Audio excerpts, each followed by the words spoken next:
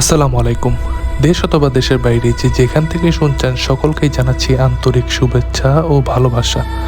আশা করছি সকলেই ভালো আছেন ও সুস্থ আছেন। প্রিয় দর্শক, আজকে আপনাদের মাঝে আরও একটি ভয়ঙ্কর এবং লোমহর্ষক ঘটনা নিয়ে হাজির হয়েছি। আশা করছি আজকের এই ঘটনাটিও আপনাদের এক অন্যরকম ভয় শিহরণ জাগাবে।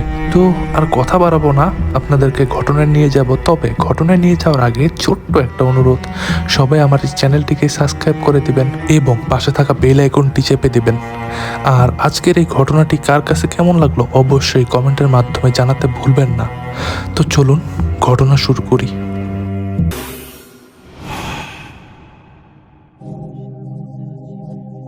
এখন যে ঘটনাটি শোনাবো, এই ঘটনাটি পাঠিয়েছেন নরসিংদী জেলার সদর উপজেলার চিনিশপুর গ্রাম থেকে মোহাম্মদ সোহান হোসেন ভাই। এই সোহানুর ভাই যে ঘটনাটি শেয়ার করেছেন, এই ঘটনাটি ওনার দাদার সাথে ঘটে যাওয়া একটি ঘটনা। আর ওনার দাদার নাম মোহাম্মদ জসিম উদ্দিন। এই দাদা উনি খুব সাহসী এবং একজন সুঠামদেহী মানুষ ছিলেন এবং উনি খুব সৎ একজন ব্যক্তি ছিলেন। এই দাদার পরিবারের সদস্য সংখ্যা ছিল 7 জন দাদাকে নিয়ে। ওনার 3 মেয়ে, 2 ছেলে এবং ওনার ওয়াইফ আর এই দাদা। এই সম্পূর্ণ পরিবারের দায়ভার এই দাদার কাঁধেই ছিল। আর ওনার পরিবারে উনি ছাড়া আর কেউ উপার্জক্ষম লোক ছিল না। কেবলমাত্র উনি একজন ছিলেন যিনি আয় রুজি করে নিয়ে আসলে সংসার চলতো, আর তা না হলে সবাই না খেয়ে থাকতো। তো এই জন্য দাদা দিনের বেলায় উনি কামলা দিতেন মানুষের বাড়িতে, আবার রাতের একটা সময় উনি মাছ শিকার করতেন। ওনার মাছ শিকার করার কারণ হলো এই মাছ বিক্রি করে উনি ওনার ফ্যামিলিটাকে একটু স্বাচ্ছন্দ্যভাবে চলাতে পারতেন। কারণ উনি কামলা করে যেই দিনমজুর পান, ওই সময় ওনার পরিবার ঠিক মতো চলতে অসুবিধা হয়ে যেত। তো যাই হোক, এই দাদা তো রাতের একটা নির্দিষ্ট সময় মাছ শিকার করতেন, আর দাদা মূলত একটু ভিন্ন পদ্ধতিতে মাছ শিকার করতেন। উনি বড়শি দিয়ে মাছ শিকার করতেন। এটা কিন্তু এই যে ছিপওয়ালা বড়শি না, এটা ওই রশির মধ্যে দামিনের মধ্যে বড়শি বেঁধে তারপর নদীর কিনারে বসে থাকতেন। বড় বড় উনি মাছ শিকার করতেন, বোয়াল মাছ, বড় বড় রুই মাছ। এইগুলা শিকার করলে দেখা গেছে দৈনিক 2টা একটা মাছ পেলে উনি ভালো একটা দামে বিক্রি করতে পারতেন। যাই হোক, দাদা মূলত মাছ শিকার করতেন। ওনারই বাড়ির পাশে একটা নদী বয়ে গেছে, ওই নদীর নাম নাকি হারিধোয়া নদী। এই নদীতে দাদা মাছ শিকার করতেন। আর উনি এমন সময় মাছ শিকার করতে যেতেন, আশেপাশে কেউ থাকতো না, একদম নিঝুম পরিবেশে উনি মাছ শিকার করতে যেতেন। কারণ উনি বড়শি দিয়ে মাছ শিকার করবেন যদি পানিতে কোনো নৌকা চলে বা ট্রলার চলে অথবা আশেপাশে কোনো মানুষ থাকে, তাহলে নাকি শিকার করতে একটু অসুবিধাই হয়। এই কারণে উনি একদম নিঝুম সময়, যখন আশেপাশে কেউ না থাকে, সবাই চলে আসে, ওই সময় যেতেন গভীর রাতে। উনি মূলত দাউনের মাধ্যমে মাছ শিকার করতেন। তো যদি মাছ শিকার হতো তাহলে নাকি ওই রশি ধরে দাদা বসে থাকতেন, ওটাতে একটা টান পড়তো, এভাবেই বসতে পারতেন। এতে করে ওনার কোনো টোপের প্রয়োজন হতো না। তো যাই হোক, দাদা এভাবেই ওনার জীবিকা নির্বাহ করছিলেন। তো যেই রাতে ঘটনাটি ঘটে, ওই রাতে দাদা উনি বের হয়েছেন মাছ ধরতে। ওনার মাছ ধরার যে সরঞ্জাম, একটা মাছ রাখার ডুলি, একটা হারিকেন আর ওই বড়শি, এগুলা নিয়ে বের হয়েছেন। তো উনি যেখানে গেছেন ওই পরিবেশটা একদম নিঝুম পরিবেশ। যদিও বা ঝিঝি পোকার ডাক, তারপরে ব্যাঙের শব্দ ভেসে আসছিল, কিন্তু কোনো মানুষের কোলাহল ছিল না। তো দাদা উনি গিয়ে ওনার বড়শি যে আধার দিতে হয়, বড়শিতে আধার দিয়ে বড়শি নদীতে ফেললেন। তারপরে উনি খালুইটা ওনার সামনে নিয়ে হারিকেনটাকে এক পাশে রেখে ওইখানে বসে থাকলেন। তো এখানে বেশ কিছু সময় বসে থাকলেন। তো দাদা শুরুর দিকে বড় কোনো মাছ পাচ্ছিল না, ছোট ছোট মাঝার সাইজের কিছু মাছ পাচ্ছিলেন। তো এভাবেই বেশ কিছু সময় মাছ ধরার পরে উনি লক্ষ্য করলেন ওনার ট্রলিতে যে পরিমাণ মাছ উনি রেখেছেন, এখন সেই পরিমাণ মাছ দেখা যাচ্ছে না। দাদা তো বেশ অবাক হয়ে যান, কি ব্যাপার, এতক্ষণ ধরে মাছ ধরছি, এখনো মাত্র এই কয়টা মাছ, মাছ তো আরো বেশি হওয়ার কথা। এই চিন্তা করে দাদা ভাবলেন যে কোনো বিপদে পড়লাম না তো, আশেপাশে তো কত ঝোপঝাড়, এখানে কোনো বিড়াল টিড়াল এসে নিয়ে গেল না তো। দাদা শুরুর দিকে কোনো ভৌতিক চিন্তা করে নাই, তো মাছ শিকার করছেন। তো আবারও কিছু সময় পরে লক্ষ্য করলেন যে একটা লম্বা লিকলিকে হাত ওনার মাছের ডুলির এদিকে এগিয়ে আসছে। ওই যে পাশে যে ঝোপটা, এটা ভাটি পাতার একটা ঝোপ, ওই সিটকির ঝোপও বলে অনেকে। এই ঝোপের ভিতর থেকে এই লিকলিকে হাতটা বের হয়ে দাদার এই মাছের টুলির কাছে এসে এই মাছের টুলির ভিতর থেকে এক মাছ বের করে নিয়ে গেল। এইটা দেখে দাদা তো বুঝে যান, সর্বনাশ, আমি তো মাইচ্ছা পিশাচের খপ্পরে পড়ছি রে। এই চিন্তা করে এখন দাদা চিন্তা করেন যে এখন তো যদি আমি ভয় পেয়ে যাই, এটা তো আমারে আরো ক্ষতি করবো, ভয় পাইলে হইব না। আর আমি এত কষ্ট করে মাছ ধরতেছি, আমার এই মাছ মাইচ্ছা পিশাচে খেয়া লাইব। এই চিন্তা দাদা কইরা মানে দাদা মন অনেক রাগ হয়ে গেল। কারণ দাদা এটা করে ওনার জীবিকা নির্বাহ করেন। মাছ ধরলে ওনার ফ্যামিলিতে দেখা গেছে আরেক বেলা ভাত খাইতে পারবা, তা না হলে এক বেলা না খেয়ে থাকতে হইব, এরকম পরিস্থিতি। তো দাদা উনি কি করলেন, মাছ ধরার ভান ধরে ওইখানে বসে থাকলেন, কিন্তু ওনার যেই ধ্যান খেয়াল এটা মাছের এই টুলির দিকেই রাখলেন। তো আবারও কিছুক্ষণ পরে আবার সেই ঝোপের ভিতর থেকে সেই লিকলিকে লম্বা কালো একটা হাত আবার বের হয়ে আসছে। এটা কিন্তু এই যে হারিকেনের আলোতে দেখতেছে। বের হয়ে এসে যেই ঢুলির ভিতরে ঢুকেছে অমনি দাদা এই হাতটা খপ করে ধরে ফেলছে। ধরে ফেলানোর পরে দাদা কি করছে, ওই হাতটা ধরে একটা হেঁচকা টান দিছে। দাদা মনে করছে হেঁচকা টান দিলে হয়তো বা এই ঝোপের ভিতর থেকে যে দেহটা আছে, মানে এই হাতের যে দেহটা, বডিটা, বাকি অংশটা, এটা ওনার দিকে আইসা পারবো। কিন্তু দাদার ধারণা একদম ভুল। দাদা যখন হাতটা টান দিল তখন কি হইল, ওই হাতটা অদৃশ্য হয়ে গেল। দাদা তো তখন একটু ভয় পেয়ে যায়। দাদা কি করে, যে তোয়া দুরুদ পরে ওনার শরীরটাকে বন্ধ করে নিল।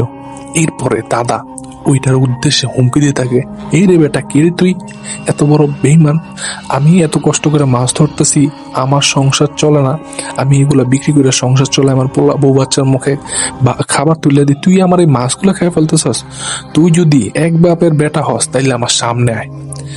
তখন ওই জিনিসটা দাদাকে উদ্দেশ্য করে বলে ওঠে যে, কি রে জসিম, তুই আমারে হুমকি ধুমকি দিতে, আমি যদি তোর সামনে আসি তুই আমারে দেখলে সহ্য করতে পারবি? দাদা আরো রাইগে যান, রাইগে গিয়ে বলতে আরো উল্টাপাল্টা কথা বললে, বল তুই আমার সামনে এত তোর সাহস থাকলে দেখি তুই কেমন বাপের বেটা। এই কথা বলার পরেই সাথে সাথে ওই ঝোপটা নইরা চড়ে ওঠে।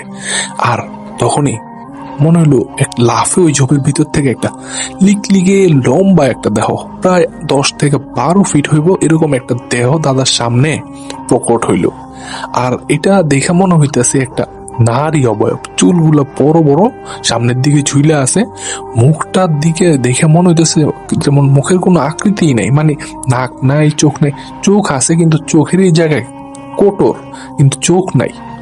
আর এই মুখটা একটু বেশি মানে ছেড়ানো, মানে এই যে স্বাভাবিক যে মুখ থাকে ঠোঁট, এই ঠোঁটটা মনে হচ্ছে কানের দুই পাশে একটু আরো বেশি ছড়ানো আর কি। আর এটা ওনার সামনে এসে একটা বিকট কর্কশ একটা হাসি দেয়, কিন্তু এই হাসিতে কোনো শব্দ নাই। চোয়াল দুইটা দুই দিকে ছড়াই গেল, আর ভিতরে মুখের ভিতরে দাঁতগুলো দেখা যেতেছিল, ছোট ছোট সরু সরু চিকন চিকন দাঁত, আর এই দাঁতের ফাঁক দিয়ে একটা চিকন জিহ্বা বের হয়ে আছে। এটা দেখে দাদা কিছুটা ঘাবড়াই গেল।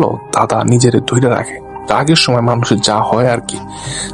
দাদা নিজের ধৈর্য রাখানোর পরে উনি আবার ওইটারে গালি দেয়। তখন ওই জিনিসটার মনে হলো যে চোখের যে কোটর ছিল, এই কোটরের ভিতরে ছোট ছোট দুইটা মনির মতো কিছু জ্বলে উঠলো, আগুনের কালার। তো এরপরে দাদা কি করেন, দাদা কি ওই অবয়বটার উপরে ঝাঁপায়া পড়েন গিয়া।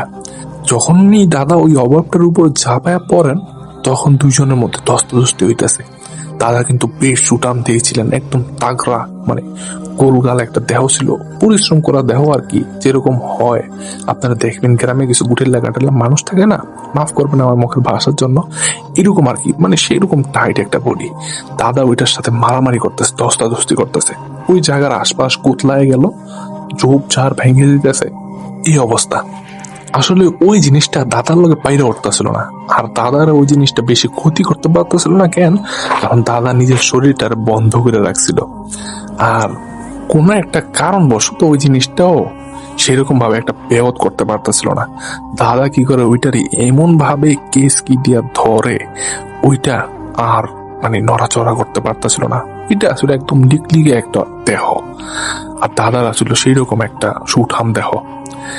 তো যখন দাদা কেসকি দিয়ে ধরছে, তখন ওই জিনিসটা কর্কশ কণ্ঠে বললে ওঠে, আয় রে জসিম, স্যার স্যার স্যার, আমার ভুল হয়েছে, আমার মাফ করে দে, আমি তোর মাছ ফেরত দিতেছি। এই কথা শোনার পরে দাদা কয়, তুই আমার মাছ ফেরত দিবি? তোর তো আমার বিশ্বাস হয় না। তো বিশ্বাস কর, আমি আমি তোর মাছ ফেরত দিব, যেগুলো খাইছি ওইগুলো তো ফেরত দিব না, তবে আমি দেখতেছি, আমি চেষ্টা করতেছি। এই কথা বলার পরে দাদা ছাইরা দেয় ওই অবয়বটারে। এরপরে ওই জিনিসটা কয় যে, আমি তো আসলে এইভাবে মাছ ধরতে পারি না রে, আমি যদি মাছ ধরতে পারতামই তাহলে কি তোর থেকে মাছ খাইতাম। তারপর তোর যেহেতু কথা দিছি, আমি দেখতেছি কি করতে পারি। এই কথা বললাম, জিনিসটা ঝপাস করে ওই নদীতে ঝাঁপ দেয়। দাদা ওইখানে বৈশা থাকে অনেকক্ষণ। তো ওই জিনিসটা আর আসে না। দাদা মনে করে যে না, জিনিসটা মনে হয় আমারে ধোকাই দিল। এই চিন্তা করতে করতে একটা সময় দেখে ওই পানির নিচ থেকে ভুস করে ওই জিনিসটা আবার উঠে এলো। মাথাটা উঠাইয়া পরবর্তীতে পুরো দেহটা আস্তে আস্তে উঠে এলো। দেখা যেতেছে ওইটার হাতের মধ্যে বেশ বড় আকৃতির একটা বোয়াল মাছ। আইনা দাদার কাছে ধপাস করে বোয়াল মাছ ফালায় গেলো, নে তোর যে মাছ খাইছি এর থেকেও বেশি কিছু দিলাম, যা। এই কথা বলার পরে দাদা কিছু বলে না। তখন আবার ওই জিনিসটাই বলতেছে, আচ্ছা দাঁড়া, আবার দেখতেছি আবার কিছু পাই নাকি। এই কথা বলে আবার পানিতে যায়। আবার পানিতে যাইয়া আবার কিছুক্ষণ পরে উঠে আসে। ওর মুখের মধ্যে একটা বোয়াল মাছ মাঝারি সাইজের, আর দুই হাতে দুইটা, এই মোটমাট 4টা বোয়াল মাছ ওইটা হাতে দাদার ওই জিনিসটা দেয়। ওই জিনিসটা তারপরে দাদারে বলে যে, যা এখান থেকে চলে যা, আর এখানে আসিস না। তখন দাদা ওইটার উল্টা বলে, তুই আর আমার কাছে আসিস না জীবনে, যদি আর এরপর আমার সাথে তুই ফাইজলামি করতে আসস, আমার মাছ খাইতে আসস, তাইলে তোর ওই দিনকে শেষ দিন হইব। তুই আমার কি শেষ দিন করবি? ওই অভাবটা বলতেছে, তুই আমাকে কি শেষ দিন করবি? তোর আমি ক্ষতি করলাম না গেলে, জানস আমি পিশাচ হইলেও আমি অতটা খারাপ পিশাচ না। আমি এমনি সাধারণ মানুষের ভয় দেয় একটু মজা আনন্দ পাই আর কি। আর মানুষে যদি মাছ ধরতে আসে, এগো থেকে একটু টুকটাক মাছ খাই। আমি আজ পর্যন্ত কেউ বড় ধরনের কোনো ক্ষতি করি নাই। তবে তোর যে পরিবার, তোর এই পরিবারের কথা চিন্তা করে তোরে আজকে ছেড়ে দিলাম। তুই একমাত্র একটা উপার্জনক্ষম লোক, যদি তোর কিছু করে ফেলাই তোর পরিবারটা কি কি খেয়ে বাঁচবো। এর লেগা তোর আজকে ছেড়ে দিলাম, তয় তুই আর এদিকে আর কখনো আসিস না। এই কথা বলার পরে ওই অবয়বটা একটা লাফ দেয়। লাফ বলতে এটা মনে হলো যেমন উড়াল দিল, সুই করে এটা ওদিকে কই জানি উড়াল দিয়া হারা গেল। এরপরে দাদা উনি ভিতরে তো একটা আতঙ্ক লাগতাছিলই, একটা মানে কি বলবো, এটা তো বোঝানোর মতো না, যার সাথে ঘটে সেই বোঝা আসলে কেমন লাগে ওই সময়। আসলে ভিতরে একটা চাপা উত্তেজনা লাগে, একটা কেমন লাগে এটা বোঝানো সম্ভব না। যাই হোক, দাদা তো বেশ ভয়ই পাইতেছিলেন। এরপরে দাদা ওই মাছ নিয়ে স্থানীয় একটা বাজার ছিল, ওই বাজারের নাম কালীর হাট, ওই বাজারে নিয়ে বিক্রি করে দিলেন। তো এরপর বাড়িতে আসার পরে এই ঘটনাটা দাদির কাছে সব কিছু খুইলা বলেন যে এমন এমন ঘটনা। তো এরপরে মানে ওই দিন বিকালবেলা আর কি দাদি ওনাকে নিয়ে একটা কবিরাজ, গ্রামের এক মহিলা কবিরাজ আর কি, ওনার কাছে গেলেন। ওই কবিরাজ ওনাকে একটু তেল পরা দিলেন, একটু পানি পরা দিলেন। এরপরে ওনাকে বললেন যে ওইটা আসলে এমন খারাপ পিশাচ না, তোমার মনে হয় না কোনো ক্ষতি করবো, যেহেতু তোমার ছেড়ে দিছে, তো তুমি আর ওদিকে যাইও না, আর এত রাইতে একলা একলা মাছও ধরো না। এই কথা বলার পরে দাদারে সাবধান করে বিদায় দিলেন ওইখান থেকে। তো এরপরে দাদা বাড়িতে আসলেন। এরপরে দাদা স্বাভাবিকভাবে জীবনযাপন করছেন এবং একটা সময় স্বাভাবিকভাবে মৃত্যুবরণ করছেন। ওই ঘটনা দাদার সাথে আর কখনো ঘটে নাই। মানে এই যে এই ঘটনাটা আর কি, অন্য আরো অনেক ঘটনা নাকি ঘটছে, কিন্তু এই ঘটনাটা আর ঘটে নাই। আর দাদা যতদিন পর্যন্ত বেঁচে ছিলেন আর ওই পিশাচটাকে ওনার জীবনও আর দেখে নাই। এরপরে দাদা স্বাভাবিকভাবেই বার্ধক্যজনিত কারণে মৃত্যুবরণ করেন। আল্লাহ ওনার জীবনের সকল ভুল ত্রুটিগুলো মাফ করে ওনাকে জান্নাতের মেহমান হিসেবে কবুল করুক, এই দোয়াই করি আমরা। তো প্রিয় লিসেনার, এই ছিল ঘটনা। তো প্রিয় লিসেনার, কেমন লাগলো ঘটনাটি আপনাদের কাছে? অবশ্যই কিন্তু কমেন্টের মাধ্যমে জানাতে ভুলবেন না। যদি ঘটনাটি ভালো লেগে থাকে তাহলে এই ভিডিওটিতে একটি লাইক দিতে কিন্তু ভুলবেন না। আর আপনাদের সাথেও যদি এমন কোনো ঘটনা ঘটে থাকে, অথবা আপনাদের জানাশোনা এমন কোনো ভৌতিক কাহিনী থেকে থাকে, অথবা আপনাদের আশেপাশে কারোর সাথে ঘটে যাওয়া ঘটনা থেকে থাকে, আমাদেরকে শেয়ার করতে পারেন লিখে অথবা রেকর্ড করে আমাদের ইমেল অ্যাড্রেসে পাঠিয়ে দিতে পারবেন। আমাদের ইমেলটি বলে দিচ্ছি, horrorbanglatales@gmail.com। এই ইমেলটি ঠিকানায় আপনারা আমাদেরকে ঘটনা পাঠিয়ে দিন। তো প্রিয় লিসেনার, এই ছিল আজকের আয়োজন। আপনাদের কাছে আজকের এই এপিসোডটি কেমন লাগলো জানাতে কিন্তু ভুলবেন না। আর আমাদের একটি ফেসবুক গ্রুপ রয়েছে, চাইলে সেই গ্রুপে আপনারাও মেম্বার হয়ে যেতে পারেন। আর কী ধরনের ঘটনা আপনাদের পছন্দ, কী ধরনের ঘটনা শুনতে চান তা লিখে পোস্ট করতে পারেন, অথবা এই ভিডিওর কমেন্ট বক্সে কমেন্ট করতে পারেন। আমরা চেষ্টা করব পরবর্তীতে আপনাদের ইচ্ছে মতো, আপনাদের চাহিদা মতো ঘটনা নিয়ে হাজির হওয়ার। তো প্রিয় লিসেনার, এখনও যারা আমার চ্যানেলটিকে সাবস্ক্রাইব করেনি, আশা করব দ্রুত সাবস্ক্রাইব করে দিবেন এবং আমাদের পাশে থাকবেন। আর পাশে থাকার জন্য অবশ্যই বেল আইকনটি চেপে দিবেন। তো প্রিয় লিসেনার, এই ছিল আজকের আয়োজন। আজকের মতো বিদায় নিচ্ছি। সকলেই ভালো থাকবেন এবং সুস্থ থাকবেন, আর অবশ্যই আমাদের এই চ্যানেলের সাথেই থাকবেন। আল্লাহ হাফেজ।